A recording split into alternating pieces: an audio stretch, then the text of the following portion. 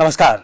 एक नया दिन और सीधी बात का एक नया अंक लेकर मैं विवेक सूरी एक बार फिर आप सभी का स्वागत करता हूं। दोस्तों, जम्मू कश्मीर बदल रहा है और ये बदलाव आहिस्ता आहिस्ता हर जगह नजर आ रहा है। सहकारिता यानी कि कोऑपरेटिव की अगर बात करें तो ये बदलाव पिछले 1.5-2 साल से निश्चित तौर पर नजर आ रहा है, क्योंकि एक नया जम्मू कश्मीर हम सबके सामने है। और केंद्र सरकार की जो स्कीम सहकार से समृद्धि की ओर, उसका प्रभाव निश्चित तौर पर जम्मू कश्मीर भी महसूस कर रहा है, क्योंकि 5 अगस्त 2019 से पहले जो सहकारिता की स्थिति यहाँ पर निश्चित तौर पर एक दयनीय स्थिति थी। और लगभग 2017 की अगर बात करें, जो 3000 कोऑपरेटिव थे उसमें से मात्र 988 कोऑपरेटिव ही चल रहे थे। और कहीं ना कहीं जो 18 कोऑपरेटिव बैंक थे उनमें 313 करोड़ रुपए की दरकार थी, क्योंकि आरबीआई की तरफ से उनके लाइसेंस रद्द किए गए थे। पिछले 1.5-2 साल में लगभग एक बदलाव की राह पर सहकारिता यानी कि कोऑपरेटिव्स निश्चित तौर पर नजर आ रहा है। 366 करोड़ रुपए जो कोऑपरेटिव्स बैंक हैं उनकी रिकैपिटलाइजेशन के लिए इन्फ्यूज किए जा चुके हैं। और ये बदलाव न केवल बैंकिंग बल्कि हर शोबे में निश्चित तौर पर नजर आ रहा है। और इसके साथ साथ लगभग 280 करोड़ रुपए जो सुपर बाजार हैं उनकी मॉडर्नाइजेशन के लिए, और ये तस्वीर बेहतर ही लोक लुभावनी नजर आ रही है। लेकिन कुल मिलाकर जम्मू कश्मीर के परिदृश्य की अगर बात करें तो कितना प्रभाव सहकारिता का नजर आ रहा है, खासकर महिलाओं और युवाओं के लिए क्या नए इनिशिएटिव्स लिए जा रहे हैं, यही आज की सीधी बात है। उस पर चर्चा करने के लिए हमारे साथ एक बहुत ही विशिष्ट पैनल मौजूद है, जिनका परिचय आप सबसे करा दूं। सबसे पहले मेरे एक्सट्रीम राइट साइड पर मैम यशा मुदगल जी बैठी हैं, जो cooperative secretary to government cooperatives हैं, और इनके आने के बाद निश्चित तौर पर एक स्पष्ट दिशा निर्देश सहकारिता में नजर आ रहा है। इनके बिल्कुल ही साथ में बैठे हैं श्री शफकत इकबाल साहब, आप रजिस्ट्रार हैं कोऑपरेटिव सोसाइटीज़, और कहीं ना कहीं प्रयास आपका भी है कि सहकार से समृद्धि की जो योजना है, जो मंत्र है, उसको यहाँ पर स्पिरिट में इम्प्लीमेंट किया जा सके। मेरे एक्सट्रीम लेफ्ट साइड पर सर्वप्रथम Shri Madan Gopal Sharma ji, joint director planning cooperatives, और इनके बिल्कुल ही साथ में बैठे हैं श्री विक्रांत डोगरा जी, जो पिछले कई सालों से सहकारिता से जुड़े हुए हैं। आप सेक्रेटरी हैं JNK dairy producer processor and marketing cooperative union limited, और उसके अलावा कई संस्थाओं से आप जुड़े हुए हैं। आप सभी का हमारे इस कार्यक्रम में स्वागत। मैम, शुरुआत में आपसे करना चाहूँगा, पिछले 1.5-2 साल में एक तब्दीली, एक बदलाव निश्चित तौर पर नया जम्मू कश्मीर में नजर आ रहा है, खासकर कोऑपरेटिव के शोबे की अगर बात करें, आपसे जानना चाहेंगे क्या वो बदलाव है मैम? कोऑपरेटिव्स का जो सेक्टर है वो आपको पता ही होगा। It's a sector where we promote people towards self development, and जब लोग एक दूसरे के साथ जुड़ के एक दूसरे की मदद करके एक ऑर्गेनाइजेशन बनाते हैं, और उस ऑर्गेनाइजेशन को इसलिए बनाते हैं ताकि जितने उसके मेंबर्स हों, जितने उस ऑर्गेनाइजेशन से जुड़े हों, सबको एक इक्विटेबल प्रॉफिट और एक बराबरी का जो हिस्सा है वो मिले। सबका साथ देना, सबके साथ जुड़े रहना को ही सहकारिता कहते हैं। तो सहकारिता की तरफ से मैं ये बताना चाहती हूँ कि पिछले कुछ गुज़िश्ता सालों में डेफिनेटली जो सेक्टर का डेवलपमेंट था वो उतनी फास्ट पेस पे नहीं हो पा रहा था फॉर वेरियस रीजंस, बट पिछले 2-3 साल में काफ़ी अच्छा बदलाव सेक्टर ने देखा है। और इस समय हमारे पास जिस तरीके की गवर्नमेंट की नई स्कीम्स आ रही हैं, और सेक्टर पे विशेष तौर पे ध्यान दिया जा रहा है, और सेक्टर को ज़्यादा से ज़्यादा लोगों को सेक्टर के साथ जोड़ा जाए, इसका हम प्रयास कर रहे हैं। एक एग्जांपल देना चाहूँगी, United States of America, America को it's one of the most developed nations in the world, और अमेरिका में आप एक आंकड़ा है कि वहाँ की 60% जनता किसी ना किसी रूप में कोऑपरेटिव से जुड़ी हुई है। Exactly. तो अमेरिका को जब हम सोचते हैं तो हमें लगता है कि नहीं, कोऑपरेटिव एक हमारे माइंड में एक रूरल इमेज जो है वो क्रिएट होती है। ऐसा नहीं है। The most developed economies of the world have majority of their population किसी ना किसी तरीके से सहकारिता से जुड़े होने की। यूरोप के भी इंडिसेस ऑलमोस्ट सिमिलर टाइप के हैं।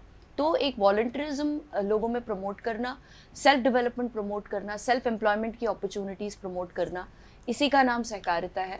और इसी दिशा में अब हमने काम करना शुरू किया है, और कुछ हलचल जो है वो पूरे सेक्टर में यूटी में आपको नज़र आ रही होगी। तो लोग भी साथ में जुड़ रहे हैं, डिपार्टमेंट भी बढ़ चढ़ के काम कर रहा है, और गवर्नमेंट की कुछ नई स्कीम्स हैं जो पाइपलाइन में हैं इम्प्लीमेंटेशन में, और उनसे बहुत बेनिफिट पॉपुलेशन को मिलेगा। स्पेशली हमारी जो माताएं और बहनें हैं जो रूरल सेक्टर में रिजाइड करते हैं, उनको अपनी जगह घर बैठे ही अपनी इनकम को एनहांस करने का मौका मिलेगा, एक सेल्फ रिलायंट होने का उनको मौका मिलेगा। तो इसी दिशा में इस वक्त डिपार्टमेंट काफ़ी ज़ोर शोर से प्रयास कर रहे हैं। मैम, जिस तरह आपने कहा कि सेल्फ रिलायंट होने का मौका मिलेगा, आत्मनिर्भर जम्मू कश्मीर की हम बात कर रहे हैं, और जिस तरह आपने कहा कि self development and self employment is a की मंत्रा कोऑपरेटिव का इस वक्त। शफकत साहब, मैं आपकी तरफ आना चाहूँगा। पिछले 1.5-2 साल में, क्योंकि उससे पहले की जो तस्वीर 5 अगस्त 2019 के पहले की तस्वीर थी, यहाँ पर कोऑपरेटिव्स काम कर रही थी, लेकिन कई ऐसी सोसाइटीज़ थी जो डिफंक्ट थी, डिलीवर नहीं हो रहा था और एक कहीं ना कहीं सुस्त हाल नज़र आ रहा था। लेकिन बदलाव पिछले 1.5-2 साल से निश्चित तौर पर नज़र आ रहा है। क्या कहेंगे, कितना नया जोश इन्फ्यूज़ करने का प्रयास किया जा रहा है, कितनी नई FPOs रजिस्टर हो रही हैं, बदलाव की कहानी सर आपसे। देखिए, जहाँ तक आप पिछले 1.5-2 साल 3 साल की बात करेंगे, जैसे हमारी सेक्रेटरी मैम ने कहा कि काफ़ी बदलाव आया और कोऑपरेटिव मूवमेंट जो है एक मूवमेंट के तौर पे हम इसको चला रहे हैं। और ख़ासकर जब से नई जो सेंटर में जो कॉर्पोरेशन मिनिस्ट्री ऑफ कॉर्पोरेशन जो 21 जुलाई 2021 से जो बनी हुई है, तब से एक कोऑपरेटिव जो है कोऑपरेटिव मूवमेंट की तरह चल रहा है। और हमारे यहाँ यूटी में भी इसको हम एक मूवमेंट की तरह चला रहे हैं। और पिछले 1.5 साल की अगर बात की जाए तो हमने लगभग 1000 के करीब जो कोऑपरेटिव सोसाइटीज़ और कोऑपरेटिव जो है उनको रजिस्टर किया है।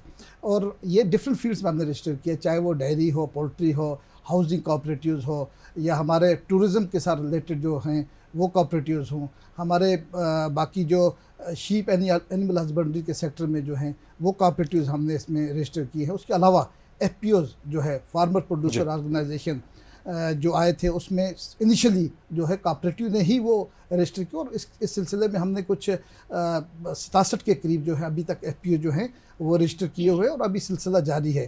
क्योंकि आपको पता होना चाहिए कि जो FPO की रजिस्ट्रेशन होती है ये कंपनीज एक्ट में भी होती है और कोऑपरेटिव एक्ट में, दोनों में कर सकते हैं। और जो कंपनीज एक्ट है वहाँ पे काफ़ी दरसरी होती है और काफ़ी खर्चा आता है। उसके बरक्स जो हमारा यहाँ पे जो कोऑपरेटिव एक्ट है, चाहे वो सेल्फ रिलायंट कोऑपरेटिव एक्ट की बात की जाए या J&K कोऑपरेटिव सोसाइटीज़ एक्ट 1989 की बात की जाए, तो इसमें जो है प्रोसेस जो है रजिस्ट्रेशन का बिल्कुल ईजी है।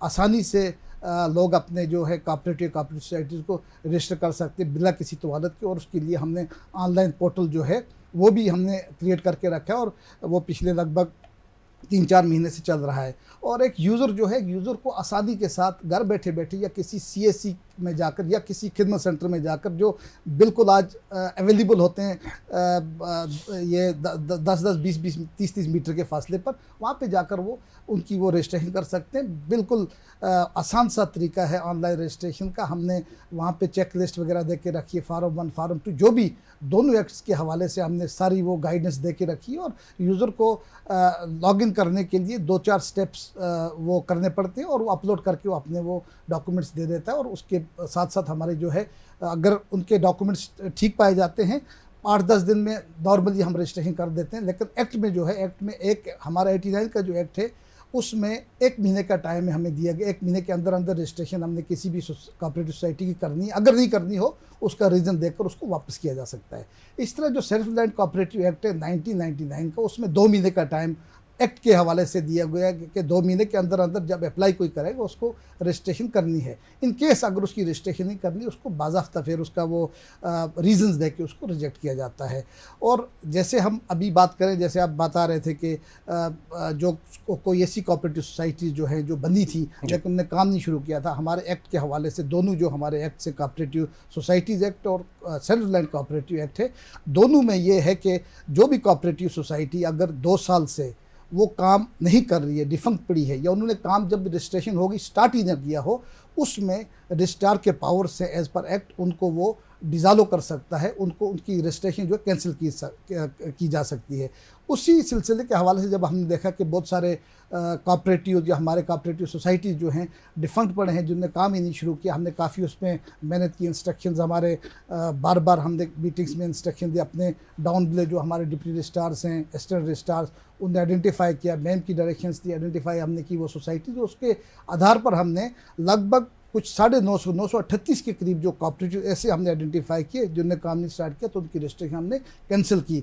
और ये नहीं है कि कैंसिल करने के साथ साथ हम ये कोशिश कर रहे हैं कि ज़्यादा से ज़्यादा कोऑपरेटिव जो है या कोऑपरेटिव सोसाइटीज़ को वो रजिस्टर किया जाए। उसके लिए हम काफ़ी सारे अवेयरनेस कैंप्स वगैरह कंडक्ट करते हैं फील्ड में, बाकी लाइन डिपार्टमेंट्स हैं उनके साथ कोलैबोरेट करके लोगों को ये अवेयरनेस करते हैं कि कैसे आप लोग कोऑपरेटिव के साथ जुड़ सकते हो, अपनी कोऑपरेटिव या कोऑपरेटिव सोसाइटीज़ कैसे बना सकते हो। सर, जिस तरह आपने पूरा हवाला दिया, मदन जी मैं आपकी तरफ आना चाहूँगा। और जिस तरह शफकत साहब ने कहा कि जो डिफंक थी उनको मौका भी दिया गया है, लेकिन कुल मिलाकर इस वक्त जो बदलाव, हम नया जम्मू कश्मीर और आत्मनिर्भर जम्मू कश्मीर की बात कर रहे हैं, उस संदर्भ में आपसे जानना चाहूँगा कि किस प्रकार नई जो कोऑपरेटिव्स हैं इनको इनकॉर्पोरेट लाने का प्रयास किया जा रहा है। उसके साथ साथ जो पुरानी कोऑपरेटिव सोसाइटीज़ थी रिवैम्प करने का प्रयास किया जा रहा है। नई PACs की अगर बात करें, क्या प्रयास किया जा रहा है? हाँ, इसके लिए मैं कुछ एक स्कीम्स का जिक्र करना चाहूँगा कि आखिर लोग जुड़ रहे हैं कोऑपरेटिव बनाने के लिए, तो क्यों जुड़ना है उनको, क्यों कोऑपरेटिव बनानी है। तो हमारी बहुत सी अच्छी स्कीम्स हैं कुछ जिनका वो फ़ायदा उठा सकते हैं। जैसे मिनिस्ट्री ऑफ कोऑपरेटिव की 2 अच्छी स्कीम्स हैं, युवा सहकार और आयुष्मान सहकार। तो इन दोनों स्कीम्स को हम पॉपुलराइज़ कर रहे हैं, पिछले 1.5 साल में बहुत पॉपुलराइज़ किया है, जिसकी वजह से हमारे पास 4 DPRs भी तैयार होके आए हैं युवा सहकार में, और आयुष्मान सहकार में 1 DPR। तो ये युवा सहकार क्या है, इसमें कोई भी कोऑपरेटिव सोसाइटी 3 करोड़ तक का प्रोजेक्ट लेके आ सकता है किसी भी एक्टिविटी को स्टार्ट करने के लिए।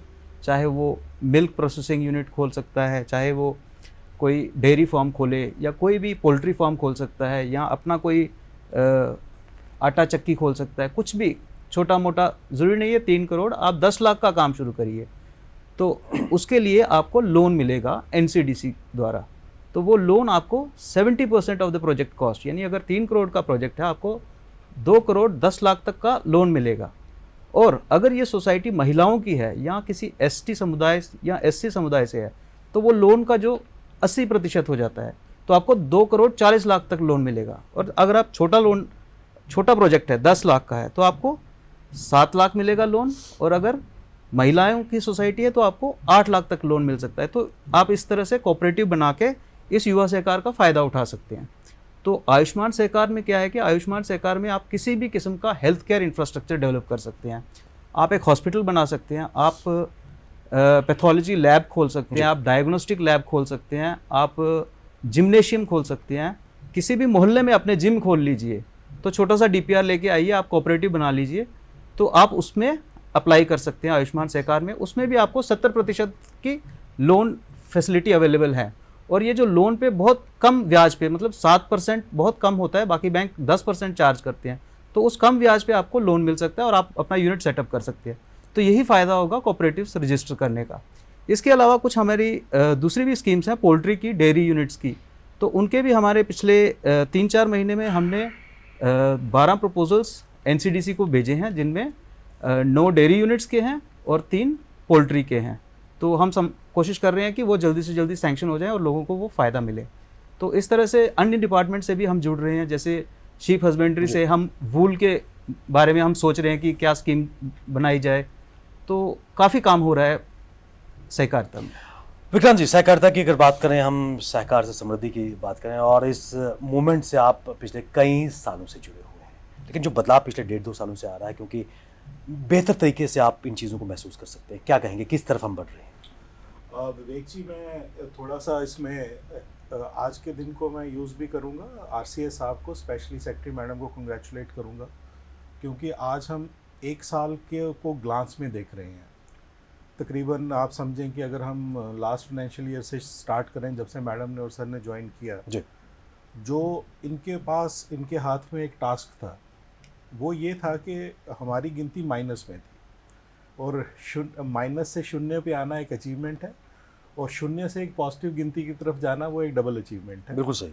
और इसको मैं विद फैक्ट्स आपको थोड़ा सा 2-4 चीज़ें एट द ग्लांस बताना चाहूँगा कि जो हमारा 2020 से पहले था, आई थिंक आपने भी 10 साल पहले फार्मर प्रोड्यूसर ऑर्गेनाइजेशन पे डॉक्यूमेंट्री की थी, तो हमारी जो सबसे बड़ी डिमांड थी, जिसका मैं एक बड़ा इम्पॉर्टेंट हिस्सा था, हम अपने डेपुटेशन लेके सेक्रेटरीट जाते थे कि हमारी फार्मर प्रोड्यूसर ऑर्गेनाइजेशनें जो हैं ये कंपनी लॉ नहीं झेल सकती, हमारे फार्मर्स अपना नाम ठीक से नहीं लिख सकते, तो उनको कंपनी लॉज की टेक्निकलिटी समझ नहीं आती।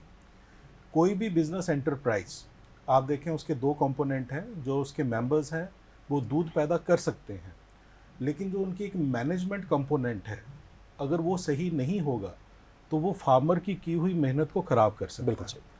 कोऑपरेटिव में ये सहारा हमें रजिस्ट्रार कोऑपरेटिव सोसाइटीज़ और इस डिपार्टमेंट से मिलता था। जो हमारी मैनेजमेंट थी, जो सेक्रेटरीज थे, जो बोर्ड ऑफ डायरेक्टर्स थे, उनको लोकल AR से लेके DR से लेके RCS तक सपोर्ट होती थी, जो कंपनी लॉज में नहीं थी। और इन्हीं कारणों से FPOs हमारे यहाँ पे सक्सेसफुल नहीं रहे। सो जो हमारा फर्स्ट चैलेंज था वो ये था कि गवर्नमेंट को कन्विंस करना कि फार्मर प्रोड्यूसर ऑर्गेनाइजेशनें जो हैं वो सारी की सारी जो हैं कोऑपरेटिव्स में रजिस्टर्ड हों। तो उससे हमें सबसे ज़्यादा सपोर्ट डिपार्टमेंट से सेक्रेटरी मैडम से मिला, इनकी आवाज़ हमारे साथ मिली। गवर्नमेंट ऑफ इंडिया में नेशनल लेवल पे ये चेंज आया। जो नई CSS के under policy 10,000 farmer producer organisation की थी, तो वहाँ पे एक स्पेशल विंडो भी क्रिएट हुआ कि अब आप ऑप्शनल है कि कंपनीज एक्ट में जाएं या कोऑपरेटिव में। और हमारा ये एंडेवर पिछले 1 साल के अंदर रहा, और मैं तकरीबन कहूँगा कि हमने इसको 95 से ऊपर अचीव किया होगा कि अब जितनी भी फार्मर प्रोड्यूसर ऑर्गेनाइजेशंस हैं वो सारी की सारी कोऑपरेटिव एक्ट में खुशी से रजिस्टर्ड हो रही हैं। उससे ये बदलाव आ रहा है कि एक तो हमारा नंबर ऑफ़ कोऑपरेटिव्स इंक्रीज़ हो रहा है, और जितनी भी फार्मर प्रोड्यूसर ऑर्गेनाइजेशन है they are backed with big backing of government of India. हर एक प्रोड्यूसर ऑर्गेनाइजेशन 3 से 5 साल की गवर्नमेंट ऑफ इंडिया की बैकिंग के साथ 25 से 18 लाख उनको हैंड होल्डिंग का दिया जाता है, मैनेजमेंट इन्हांस करने का। और जिन स्कीम्स का जिक्र अभी कर रहे थे उसमें आप देखें कि credit guarantee scheme, agriculture infrastructure fund, ये सारे के सारे जो हैं ये डुएबल्स माइलस्टोन्स हैं FPOs के। तो ये एक तीर से दो शिकार, जहाँ पे फार्मर प्रोड्यूसर ऑर्गेनाइजेशनें मजबूत होती हैं वहीं पे हमारा कोऑपरेटिव का नंबर भी इंक्रीज़ होता है। और मैं एक रिमाइंड करना चाहूँगा, साल एक पहले जब मैडम ने स्टार्ट किया तो गवर्नमेंट ऑफ इंडिया का ये एक विज़न था कि हम हर ब्लॉक के अंदर एक FPO देंगे, और उन्हीं के ऊपर शायद आज भी काम चल रहा है। लेकिन मैडम ने हमें एक और दिया टारगेट कि हम हर विलेज के अंदर और हर फैमिली के अंदर, हर विलेज में कम से कम एक फंक्शनल कोऑपरेटिव हो, और दूसरी क्या हो कि हर एक फैमिली किसी ना किसी तरीके से कोऑपरेटिव से जुड़ सकती है। आप लीस्ट कर सकते हैं कि कोऑपरेटिव स्टोर से खरीद ही लें, किसी बैंक के मेंबर ही बन जाएं। तो हमें कहीं ना कहीं इन एंटरप्राइजेस को सपोर्ट करना है डायरेक्टली इनडायरेक्टली। और एक बात मैं थोड़ी सी और ऐड करना चाहूँगा कि हमने कोशिश और भी की लास्ट 1 ईयर में, ऑब्वियसली मैडम की सरपरस्ती में, कि हम एक कोलाज बनाने की कोशिश कर रहे हैं। जो हमारे ऊपर कोऑपरेटिव के ऊपर डेयरी का ठप्पा लग गया कि ये एग्रीकल्चर हो सकती है, डेयरी हो सकती है, तो आई थिंक मैडम ने एक दिशा दी है रजिस्ट्रार साहब की मदद से। यहाँ पे आपको इवेंट मैनेजमेंट में, स्पोर्ट्स में, और अभी आयुष्मान सहकार के अंदर बात हो रही थी तो मैं हाईलाइट करूँगा, कठुआ में हमारे पास हेल्थ एंड वेलबींग की कोऑपरेटिव सोसाइटीज़ भी आ गई हैं, हाउसिंग भी इसमें कवर्ड है, इसमें आप स्कूलिंग भी कवर्ड है। बुद्धल जैसी जगह पे सेल्फ रिलायंट एक्ट के अंदर स्कूल्स भी चल रहे हैं।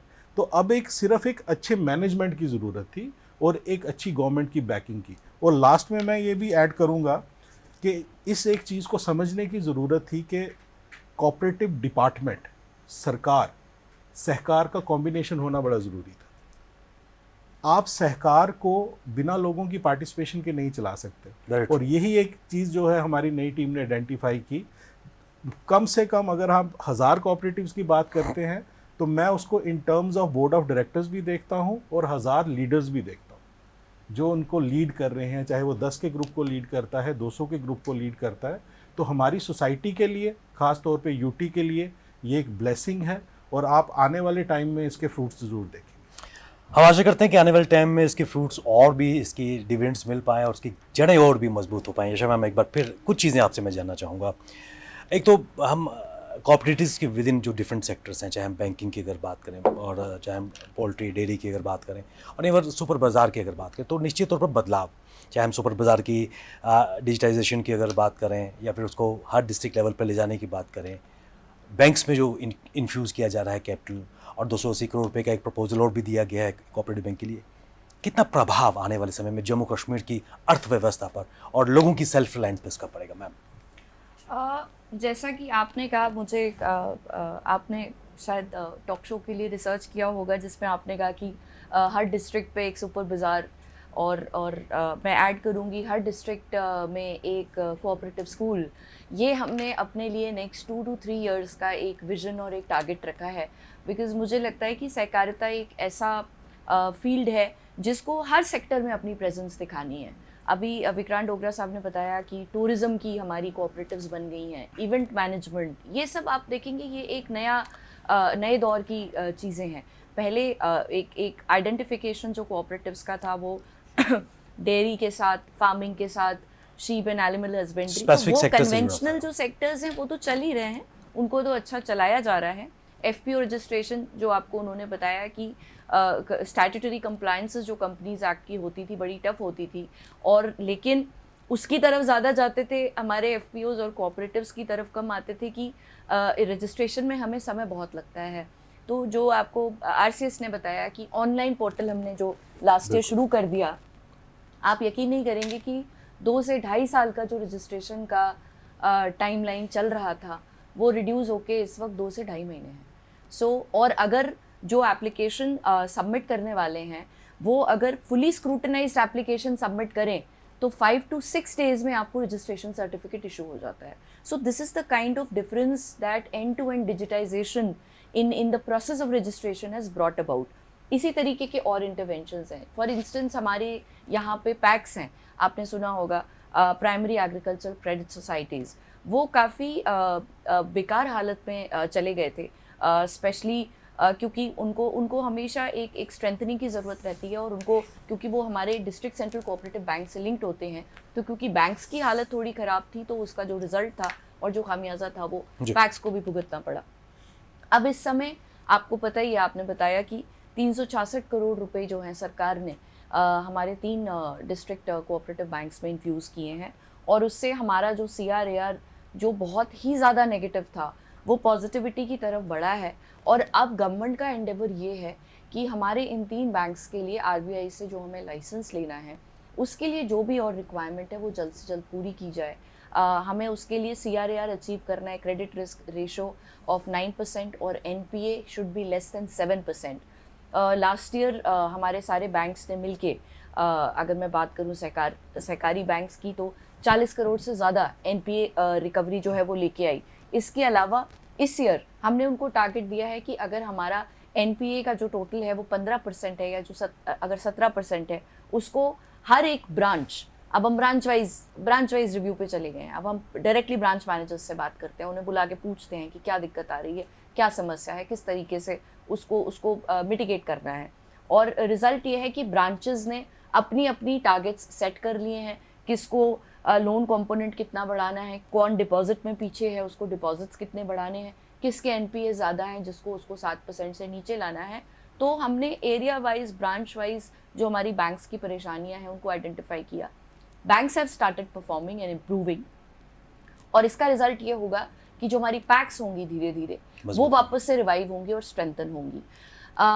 आपने डिफंक्ट कोऑपरेटिव्स की बात की, तो डिफंक्ट कोऑपरेटिव्स को इस तरीके से छोड़ देना वो बिल्कुल भी गवर्नमेंट का कोई मंशा नहीं है। उसमें से कुछ ऐसी कोऑपरेटिव्स थी जो कभी बनी लेकिन वो कभी फंक्शनल ही नहीं हुई। ऐसा नहीं था कि वो काम कर रही थी और उसके बाद वो डिफंक्ट हो गई, वो कभी टेक ऑफ ही नहीं की। उनको हमने ज़रूर डी रजिस्टर किया है, लेकिन नई कोऑपरेटिव्स को रजिस्टर करने के लिए भी हम इनकरेज कर रहे हैं। और पुरानी कोऑपरेटिव्स जो डिफंक्ट हो गई थी उनको एडिबल हस्बेंड्री डिपार्टमेंट की कुछ स्कीम्स, हॉर्टिकल्चर की कुछ स्कीम्स के साथ कन्वर्ज करके उनको एक्चुअली में रिवाइव किया गया है, और वो एक्चुअली में दोबारा से इनकम अर्न कर रहे हैं और फंक्शनल हो गए हैं। और हमारा टारगेट है कि ऐसे कोऑपरेटिव्स को आइडेंटिफाई करना जो रिवाइव हो सकते हैं, जो पिछले 2 साल में कोविड के रहते या बाकी चीज़ों के रहते उनका बिजनेस हिट हुआ और वो लॉस में चले गए, उनको फिर से रिवाइव करना और उनको वापस से हरकत में लाना, ये भी हमारे अगले 1 से 2 साल के टारगेट्स में शामिल है। इसके अलावा एक बहुत अच्छा इनिशिएटिव हमारे ऑनरेबल LG साहब ने हमें एक दिशा दी है, जिसमें उन्होंने हमें कहा है कि हर पंचायत हल्के पे अब हमें एक पैक बनानी है। प्राइमरी एग्रीकल्चर क्रेडिट सोसाइटी का बड़ा फ़ायदा होता है लोगों को, क्योंकि ये एक मल्टी एक्टिविटी सोसाइटी होती है। इसमें आप किसी भी तरीके की एक्टिविटी को अंडरटेक कर सकते हैं, इसमें रिस्ट्रिक्शंस बड़े कम होते हैं और इसमें बैंक का सपोर्ट बहुत ज़्यादा होता है पैक्स को। तो उस दिशा में भी डिपार्टमेंट इस समय काम कर रहा है। तो बहुत सारे न्यू इनिशिएटिव्स हैं। इनफैक्ट आप अगर कोऑपरेटिव स्कूल्स देख के आएंगे, इट्स वेरी हार्टनिंग टू सी कि बड़े रिमोट एरियाज़ में, दूर दराज के इलाकों में एक स्कूल हमारा रामबन के बनिहाल एरिया में है, और आप यकीन नहीं करेंगे उनके पास अपनी बिल्डिंग नहीं है, ज़मीन है उनके पास, लेकिन इस वक्त वो एक रेंटल बिल्डिंग में ऑपरेट कर रहे हैं and we are looking for sponsors जो उनके लिए उस बिल्डिंग को स्पॉन्सर करें. And a couple of private companies have actually shown interest कि क्योंकि सहकारिता का क्षेत्र है तो हम इसको CSR में, कॉर्पोरेट सोशल रिस्पॉन्सिबिलिटी में हम इसको फाइनेंस करने की कोशिश करेंगे. The DPR is under preparation. 300 बच्चे वहाँ पे पढ़ते हैं और अभी हमने जब उसका रिव्यू किया स्कूल का, जब हम गए वहाँ पे तो हमने देखा कि छोटे क्लासरूम्स हैं और उसको स्ट्रेंथनिंग की ज़रूरत है. इसके अलावा हमारे जो कोऑपरेटिव स्कूल्स हैं उसमें गवर्नमेंट इस बार एक स्मार्ट क्लास और साइंस लैब्स की स्ट्रेंथनिंग के लिए उनको फंड कर रहा है और साल के एंड तक हर हमारे जो कोऑपरेटिव स्कूल हैं 5 हैं इस समय, उन सब में एक स्मार्ट क्लास होगा. So we are progressing and we are trying कि जो वेरियस हमारी स्कीम्स हैं, आयुष्मान सहकार की स्कीम है या युवा सहकार की स्कीम है, इसको प्रमोट करें, यूथ को अपने साथ जोड़ें. और जो विक्रांत डोगरा जी ने आपको बात की वो 1 साल पहले मैंने बोली थी कि मुझे ये लगता है कि हर परिवार का एक सदस्य कम से कम कोऑपरेटिव के इस मूवमेंट से किसी ना किसी फॉर्म में जुड़ना चाहिए. तभी हम क्योंकि it's a very people oriented sector, ये बिल्कुल कंप्लीटली लोगों के एंथुजियाज्म और उनकी जो ज़ील है उस पर डिपेंड करता है. और JNK में क्योंकि स्पेशल सर्कमस्टांसेस रहे हैं तो पहले इस सेक्टर को कुछ परेशानियां झेलनी पड़ी, लेकिन इस वक्त the government is supporting the sector like anything, the department is with them. मैंने सिर्फ इतना ही बोला कि लोगों को हमें फैसिलिटेट करना पड़ेगा, मोटिवेट करना पड़ेगा. लोग खुद ब खुद आगे आएंगे, हमारे साथ जुड़ेंगे. अगर हम उनकी हैंड होल्डिंग करेंगे और हम अच्छा काम करेंगे तो लोग खुद आकर के हमारे सहकारिता के मूवमेंट से जुड़ेंगे. और आई थिंक पिछले 1 साल में हमने यही देखा है. A lot of people are now coming forward and they want to integrate themselves with us, which is again a very encouraging trend. Ma'am, taking the cue from your last statement कि लोगों को motivate और strengthen करने का प्रयास किया जा रहा है, लेकिन उसके साथ साथ विभाग के जो आपके एम्प्लॉयज़ हैं उनको भी आपने कहीं ना कहीं मोटिवेट किया और स्पष्ट दिशा निर्देश और दिशा आपके द्वारा दिखाई गई है. शफकत साहब, एक बार फिर आपकी तरफ आना चाहूँगा.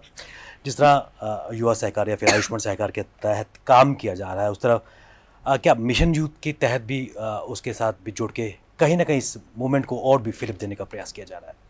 हाँ, जहाँ तक हमारे बाकी स्कीम जो NCDC के साथ जुड़ी हुई है या NABARD के साथ जुड़ी, उसके अलावा भी हमारा जो मिशन यूथ अभी आप देख रहे हो, कल ही हमने अभी मीटिंग की, इसमें 2-4 मीटिंग इस सिलसिले में हो भी गई हैं. हमारा जो NRLM जो उसमें हमारे जो सेल्फ हेल्प ग्रुप्स जो बने हुए हैं वुमेन ओरिएंटेड, तो वो उनको हम कोऑपरेटिव सेक्टर में लाके उनके कोऑपरेटिव सोसाइटीज़ रजिस्टर करना चाहेंगे ताकि वो भी उनकी स्कीम्स की कन्वर्जेंस हमारी स्कीम्स के साथ हो जाए और इससे दोनों को फ़ायदा मिले और आम जो हमारे यूथ हैं, जो अनएम्प्लॉयड यूथ हैं, उनको रोज़गार मिल पाए. उसके अलावा भी हमने कोशिश की है कि जब से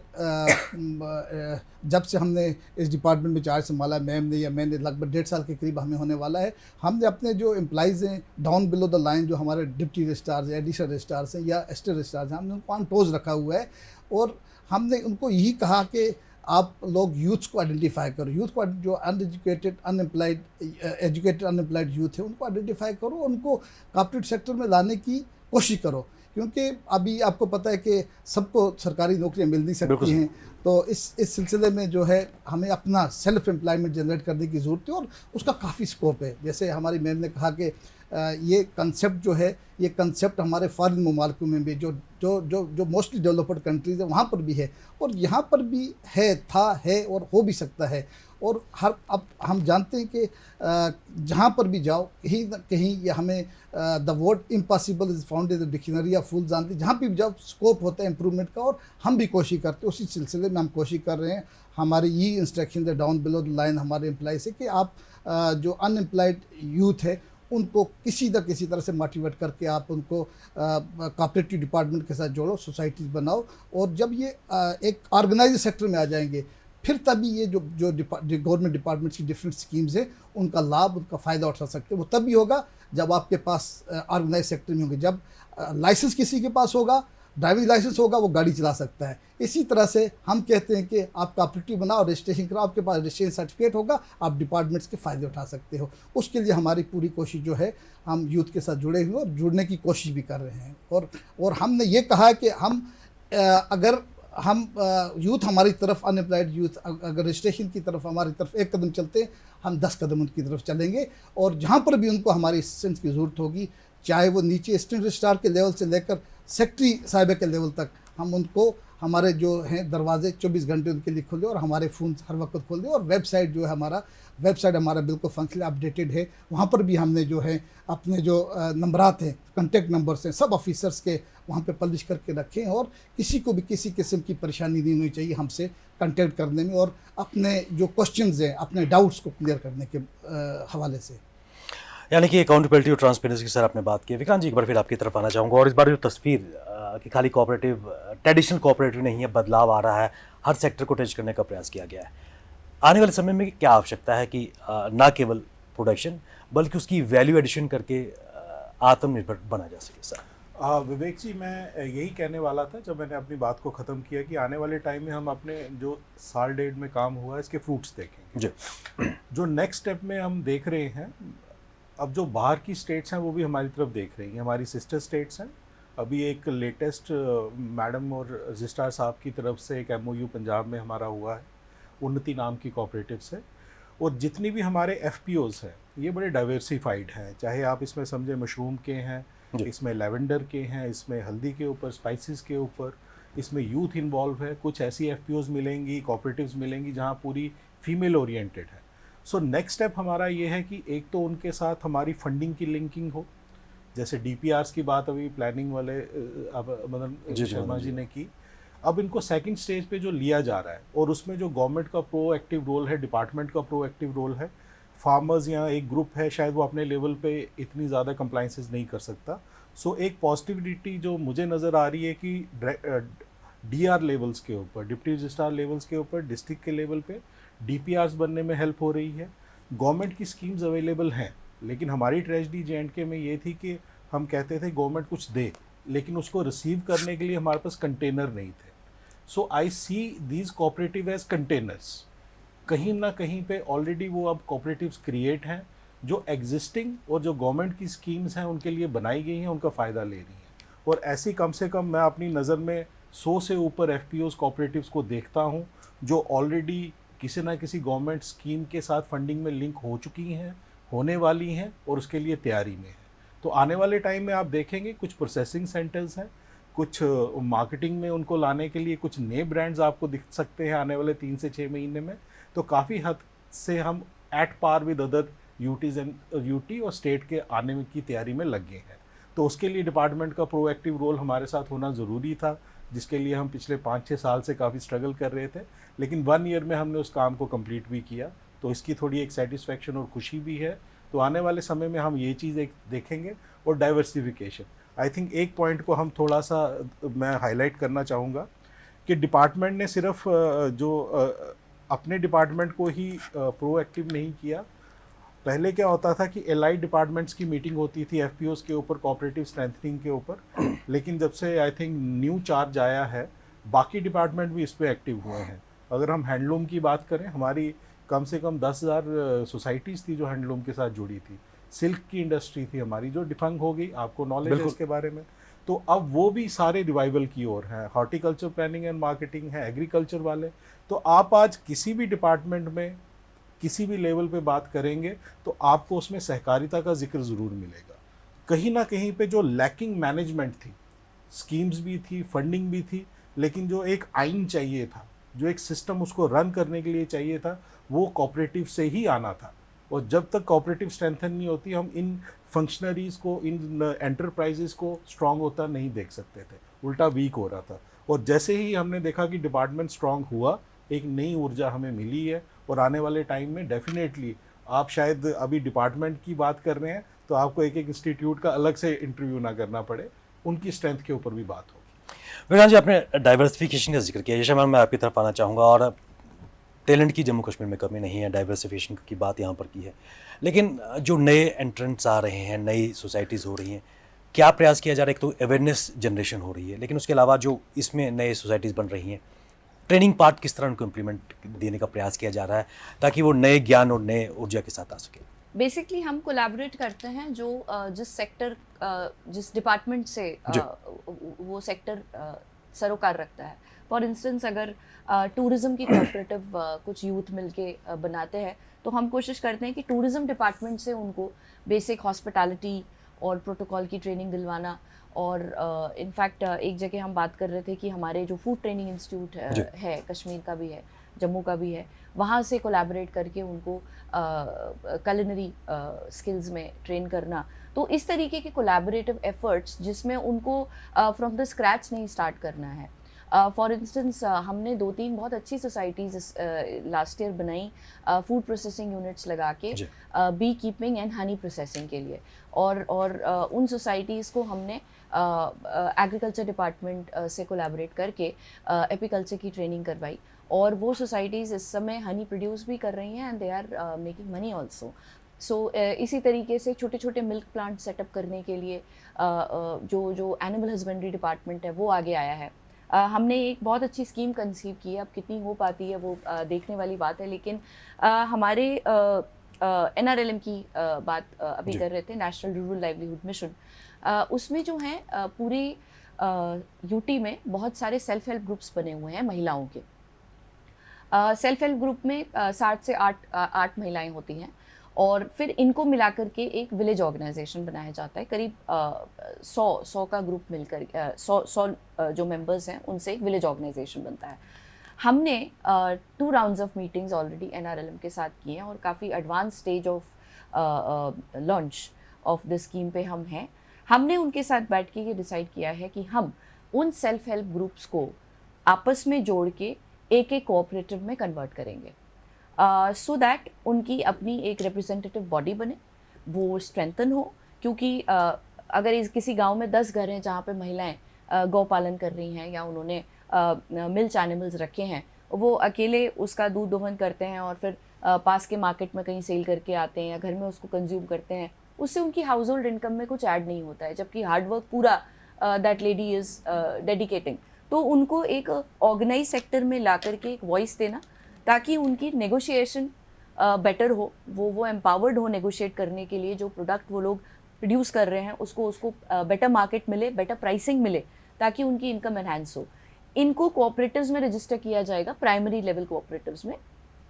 फिर इन कोऑपरेटिव्स की एक रिप्रेजेंटेटिव बॉडी क्लस्टर लेवल पे बनाई जाएगी, जिनको हम सेकेंडरी लेवल कोऑपरेटिव्स बोलेंगे।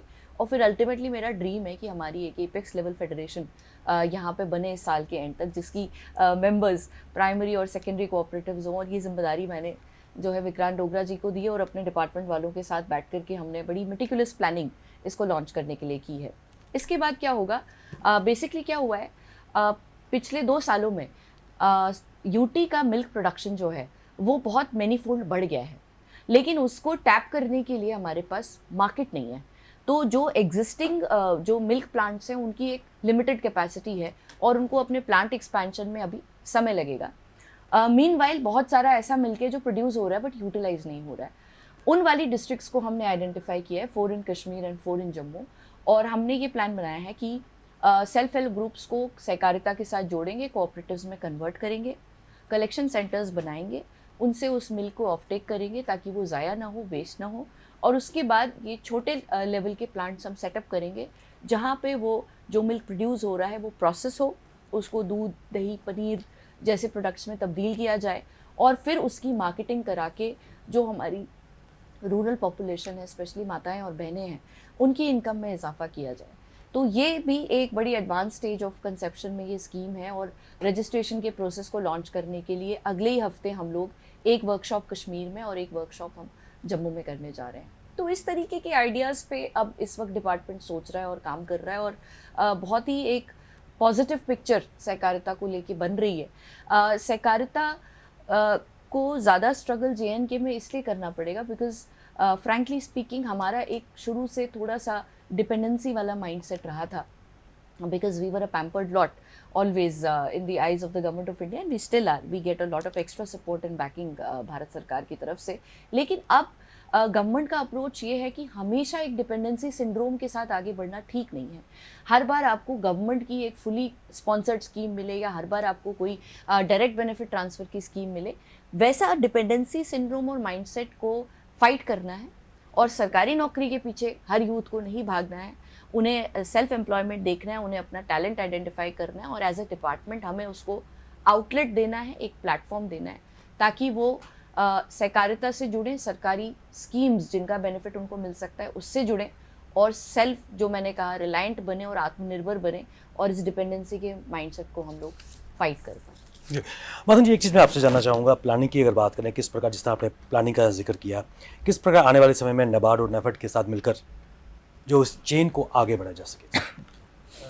नाबार्ड के साथ बेसिकली हमारा बैंक्स का ही ज़्यादा होता है, जो कोऑपरेटिव बैंक्स हैं DCCBs, इनका और इनकी इन्फ्यूजन या फंडिंग, इनके बारे में डिस्कशन होता है नाबार्ड के ज़रिए। जो हमारा मेन फंडिंग है वो NCDC द्वारा हम लेते हैं, तो क्योंकि NCDC की स्कीम्स हैं, लोन स्कीम्स हैं, वही हम इम्प्लीमेंट करते हैं। लेकिन उसके अलावा मैं मेंशन करना चाहूँगा हमारी UT गवर्नमेंट की भी कुछ स्कीम्स हैं, जैसे ये मैम अभी बता रही थी कि फूड प्रोसेसिंग के बारे में हम सोच रहे हैं। तो फूड प्रोसेसिंग यूनिट्स खोलना और मिल्क के प्रोसेसिंग के यूनिट्स, इसका भी हम UT के जो अपने बजट में प्रोविज़न रखने जा रहे हैं इस साल और नेक्स्ट ईयर में।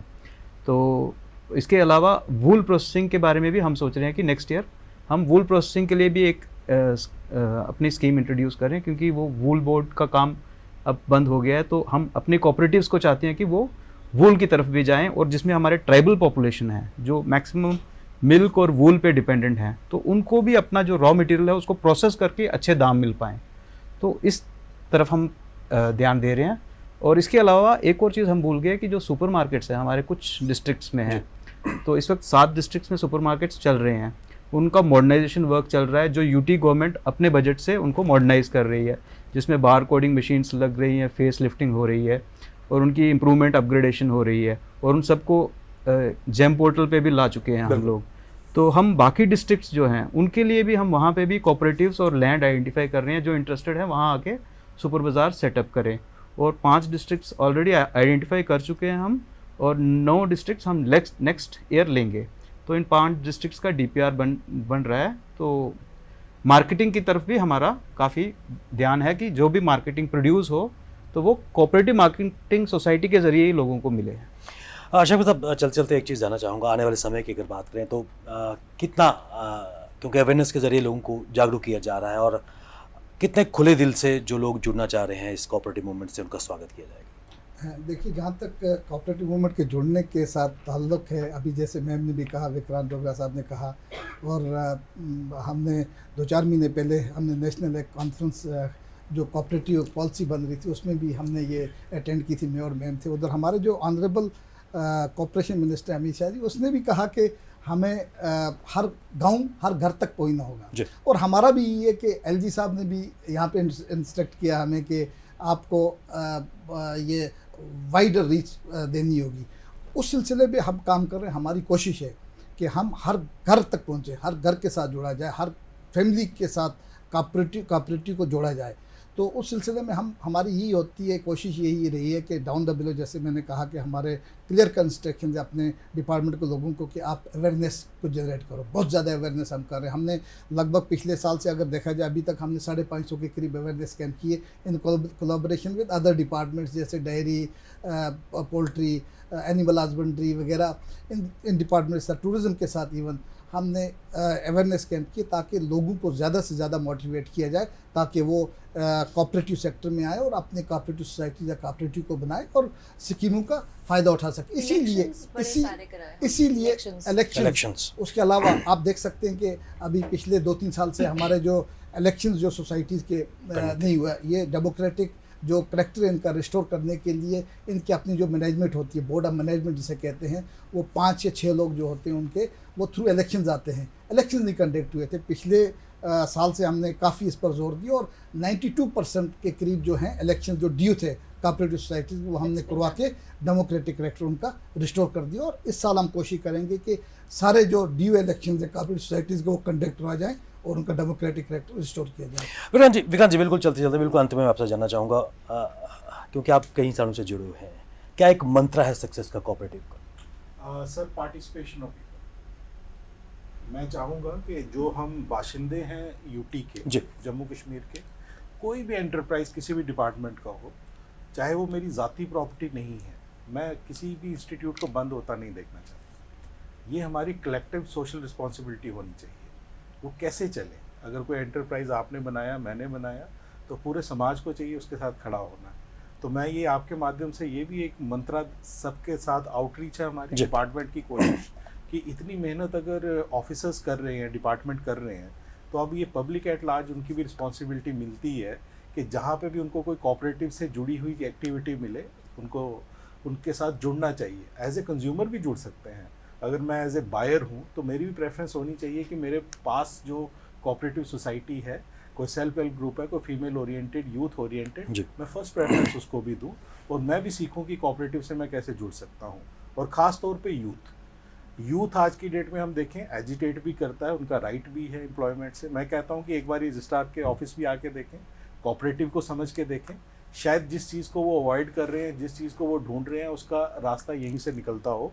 और ख़ास तौर पे जो एक लास्ट चीज़ आई थिंक हम सभी मिस कर गए हैं, मैडम ने एक ट्रेनिंग इंस्टीट्यूट्स को भी रिवाइव किया है, जो कोऑपरेटिव डेवलपमेंट और कोऑपरेटिव मैनेजमेंट का एक सर्टिफिकेट कोर्सेज होते थे। और मैं कंग्रेचुलेट करूँगा आरसीएस साहब को, सेक्रेटरी मैडम को, कि कश्मीर के अंदर, जम्मू के अंदर वो दोबारा रिवाइव हो गए हैं।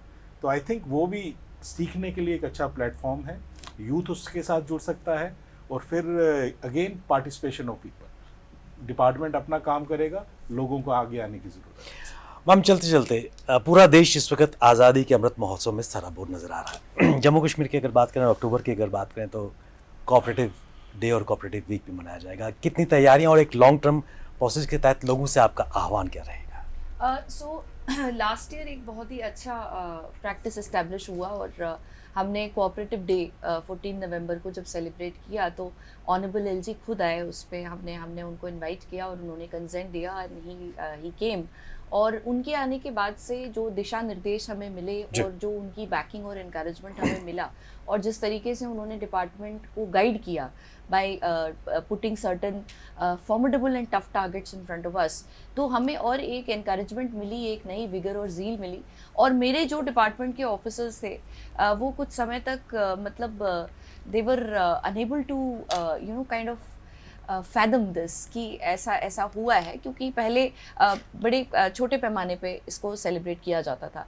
लेकिन आप देखेंगे कि किसी भी एम को प्राप्त करने के लिए अगर उसको कैंपेन फॉर्म में लॉन्च किया जाता है या एक मिशन फॉर्म में लॉन्च किया जाता है तो उसकी इम्प्लीमेंटेशन स्पीड भी बहुत हाई होती है और उसमें रिजल्ट्स भी बड़े अच्छे निकल के आते हैं। तो हमने भी ये इसी तरीके से इसको एक शुरुआत दी थी लास्ट ईयर। इस ईयर उसको और हम स्केल अप करने जा रहे हैं और इस बार की जो तैयारी है नवंबर की, आपने बिल्कुल ठीक बोला और ठीक सवाल पूछा, वो ऑलरेडी हमारी शुरू हो गई है। कल ही इनफैक्ट मैं अपने ऑफिसर्स के साथ में बैठी थी और डोगरा साहब के साथ हम बैठे थे और हम कह रहे थे कि हमें जल्दी से वो एक कैलेंडर चॉकआउट कर लेना चाहिए। और क्योंकि 75th ईयर ऑफ इंडिपेंडेंस है तो डोगरा साहब ने एक बड़ा वंडरफुल सजेशन हमें दिया कि we should have 75 programmes in the state, in the UT, which will not only create awareness. सबसे बड़ा तो अवेयरनेस जनरेशन का काम होगा। अगर 75 जगहों पे कोऑपरेटिव्स की स्कीम्स को लेके और कोऑपरेटिव्स के जो काम हो रहे हैं उनको हाईलाइट किया जाएगा तो लोगों को उसके बारे में पता चलेगा। प्लस एक मैसेज जाएगा पॉजिटिविटी का और रिसेप्टिविटी का डिपार्टमेंट की तरफ से। तो उसको हम स्केल अप करने जा रहे हैं। एक कंपेंडियम भी हम बना रहे हैं जो पिछले 1.5 साल में कोऑपरेटिव्स में काम हुआ है और जिस तरीके से जम्मू कश्मीर के लोग आगे आके जुड़े हैं और प्रोग्रेस हुई है, उसके लिए हमने एक कंपेंडियम भी कंपाइल करने जा रहे हैं जो हमने प्लान किया है कि हम जिसका लॉन्च उसी दिन रखेंगे।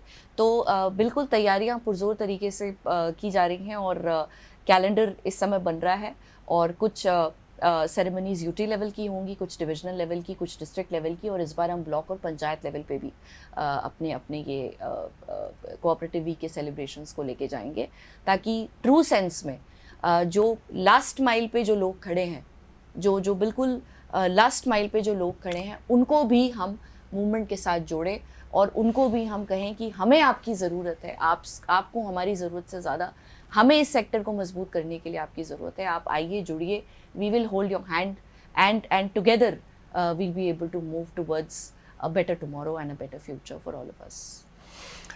इसमें कोई दो राय नहीं है कि सहकारिता के माध्यम से एक बदलाव निश्चित तौर पर जम्मू कश्मीर में नजर आ रहा है, लेकिन कुछ नए इनिशिएटिव्स भी लिए गए हैं और जो पहले एक उदासीन रवैया था उससे आगे बढ़कर एक पॉजिटिविटी में कोऑपरेटिव सेक्टर बढ़ रहा है। और ये सब कहीं ना कहीं जो चेंज ऑफ गार्ड्स हुए हैं पिछले 1.5 साल से, लगभग जो तब्दीली आई है उसी का नतीजा यहाँ पर नज़र आ रहा है। और हम उम्मीद करते हैं कि आने वाले समय में निश्चित तौर पर जो कदम उठाए गए हैं वो बड़े स्ट्राइड्स के रूप में नजर आएंगे और जम्मू कश्मीर में सहकारिता न केवल जम्मू कश्मीर बल्कि भारत की विभिन्न रियासतों के लिए मिसाल बन सकेगी। ये शमंदर मैम, शफकत साहब, मदन जी और विक्रांत जी, आप इस विषय पर चर्चा के लिए अपना कीमती समय हम सबको दिया, आप सबका बहुत बहुत धन्यवाद। सीधी बात में आज बस इतना ही, इजाज़त दीजिए, नमस्कार।